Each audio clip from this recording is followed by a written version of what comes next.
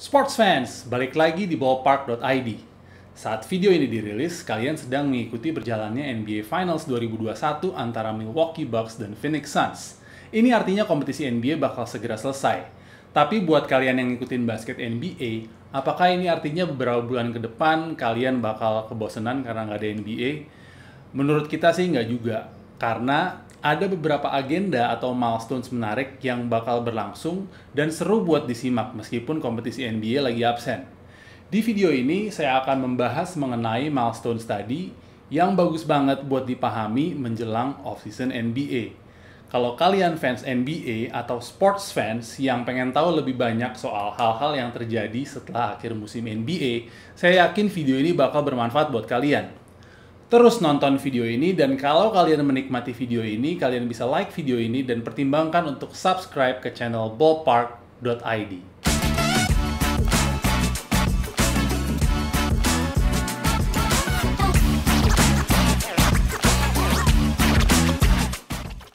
Agenda pertama yang menarik buat disimak selama off-season NBA adalah NBA Draft Lottery dan NBA Draft. Sebagaimana bisa ditebak dari namanya, NBA Draft Lottery dan NBA Draft berkaitan erat dengan satu sama lain. NBA Draft Lottery adalah prosedur yang mendahului penyelenggaraan NBA Draft. Tujuan dari NBA Draft Lottery adalah untuk menentukan urutan NBA Lottery Teams dalam mengambil pemain rookie pada ajang NBA Draft. Yang dimaksud dengan Lottery Teams di sini adalah 14 tim yang nggak lolos ke babak playoffs atau postseason pada musim sebelum NBA Draft diadakan. Ke-14 lottery teams ini, khususnya 3 tim yang mendapatkan 3 draft pick pertama, bakal mendapatkan peluang lebih gede buat merekrut calon-calon pemain NBA terbaik di tahun-tahun mendatang. Saat ini, NBA Draft Lottery buat NBA Draft 2021 sudah dilangsungkan pada bulan Juni yang lalu. Dan Detroit Pistons diunggulkan sebagai tim yang berhak mendapatkan pick pertama pada NBA Draft yang akan datang. Lalu, apa itu NBA Draft? NBA Draft adalah proses pemilihan rookie yang diselenggarakan oleh NBA setelah berakhirnya musim kompetisi. Dengan memperhitungkan hasil dari draft lottery, seluruh tim bakal dapat giliran buat memilih pemain rookie pada ajang NBA Draft. Dengan memilih pemain rookie pada NBA Draft, tim yang memilih punya hak eksklusif untuk melakukan negosiasi kontrak dengan pemain yang dia pilih, buat bergabung ke timnya di masa kompetisi NBA berikutnya. Sebelumnya saya udah pernah membahas secara lebih lengkap soal NBA Draft pada video terdahulu dalam segmen Ballpark Fundamentals. Klik link dalam YouTube card di atas buat mengakses video tersebut.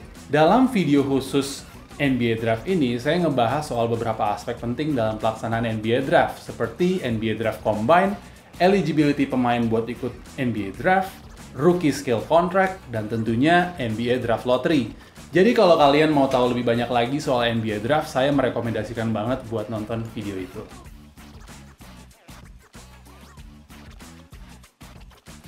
Milestone penting berikutnya menjelang NBA offseason adalah early withdrawal. Istilah early withdrawal ini masih terkait juga dengan NBA Draft. Early withdrawal adalah hak yang diberikan oleh NBA buat early entry player yang mendaftarkan diri ke NBA untuk membatalkan rencananya bermain di NBA. Pemain seperti apa sih yang dianggap sebagai early entry player? Early entry player adalah kategori calon pemain rookie yang telah menyampaikan minatnya untuk bisa ikut dalam NBA Draft yang disampaikan dalam waktu 2 bulan sebelum NBA Draft dilaksanakan.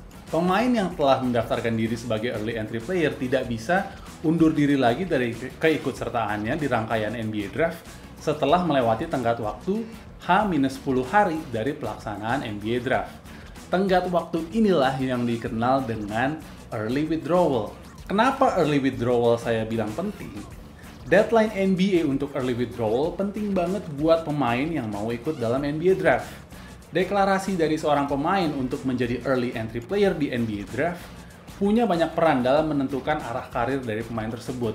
Ini terutama kalau pemain yang bersangkutan adalah non-international player atau pemain lokal. Artinya, latar belakang pemain tersebut sebelum ikutan NBA Draft adalah pemain basket antar universitas di Amerika atau NCAA basketball. Ada 2 angle buat melihat hal ini. Dilihat dari sudut pandang prospek pemain tersebut bermain di NBA, menjadi early entry player adalah langkah yang strategis buat pemain untuk bisa mendapatkan hasil terbaik dari NBA Draft. Kalau seorang pemain menjadi early entry player, dia bisa langsung ikutan pre-draft training camps yang diadakan oleh NBA dan ikutan individual workout dengan tim-tim yang potensial memilihnya pada NBA Draft.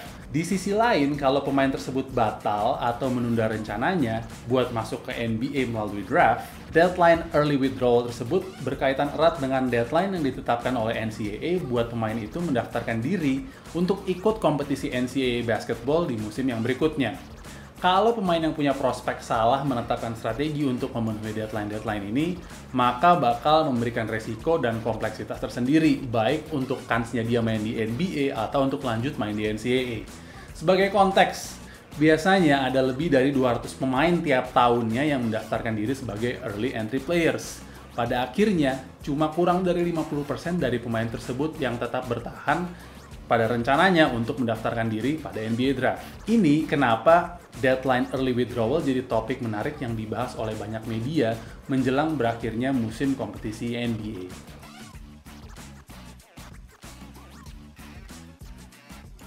Istilah atau konsep berikutnya yang penting juga buat dimengerti menjelang off-season NBA adalah free agency.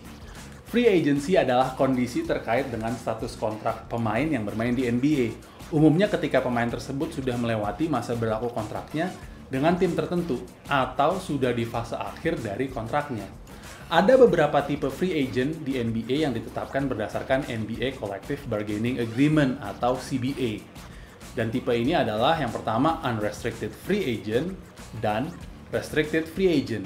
Unrestricted free agent adalah pemain yang sudah habis kontraknya dengan tim tertentu. Seorang unrestricted free agent boleh bernegosiasi kontrak baru dan berkontrak dengan tim lain yang jadi pilihannya untuk bermain di musim berikutnya. Sementara itu, restricted free agent adalah status seorang pemain yang sebenarnya kontraknya masih berlaku, tapi dia boleh bernegosiasi dengan tim lain. Seorang restricted free agent bisa menerima tawaran atau offer sheet dari tim lain, tapi tim yang masih punya kontrak dengan pemain itu punya hak eksklusif untuk mempertahankan pemainnya dengan memberikan tawaran yang setara dengan offer sheet yang diterima pemain itu dari tim lain. Ada beberapa milestone penting terkait free agency yang ditentukan oleh NBA dalam masa off-season. Periode free agency, misalnya, ditetapkan oleh NBA biasanya dimulai di awal bulan Agustus. Tapi ini nggak serta-merta tiap tim bisa ngambil langsung pemain yang berstatus free agent. Ini karena ada periode yang dikenal dengan free agent moratorium period. Moratorium period adalah periode sepanjang beberapa hari di mana tim-tim NBA diperbolehkan untuk negosiasi dengan calon pemain. Meskipun demikian, tiap tim nggak bisa langsung mengontrak pemain dalam periode free agent moratorium. Setelah masa moratorium selesai, baru kemudian tim NBA bisa secara resmi mengontrak pemain free agent yang telah mencapai kesepakatan buat main untuk timnya. Sebagai gambaran, untuk periode off-season 2021 ini, NBA menetapkan kalau free agency akan dimulai tanggal 2 Agustus. Sementara free agent moratorium atau free agency moratorium akan berlangsung dari tanggal 3 sampai 5 Agustus. Yang berarti free agent bisa disign oleh tim barunya baru pada tanggal 6 Agustus 2021.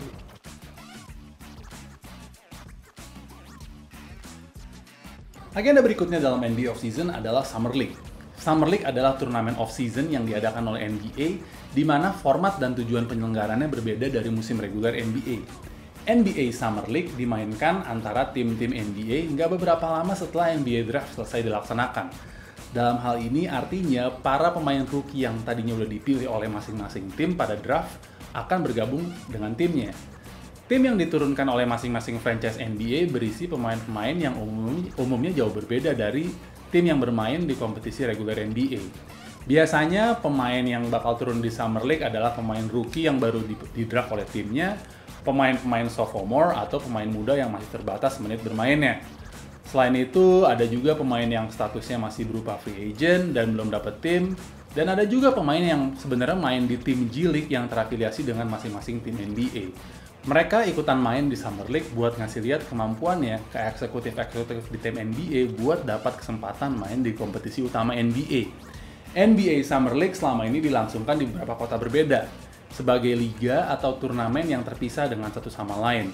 Jumlah tim yang bermain dan format kompetisi juga sedikit berbeda. Ada beberapa kota yang dijadikan venue buat Summer League selama ini, yaitu Orlando, Salt Lake City, Las Vegas, dan yang baru-baru ini mulai ikutan adalah Sacramento. di mana turnamen di Sacramento dikenal dengan California Classic Summer League.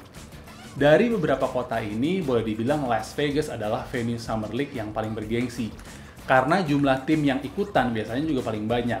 Saking populernya Las Vegas Summer League yang berlangsung di Orlando sudah nggak pernah diselenggarakan lagi sejak tahun 2017. Tahun 2020 kemarin, tentunya karena alasan pandemi, nggak ada NBA Summer League yang diadakan sama sekali. Di off-season 2021 ini, NBA sudah mengumumkan kalau Summer League bakal bergulir lagi di Salt Lake City, Sacramento, dan Las Vegas.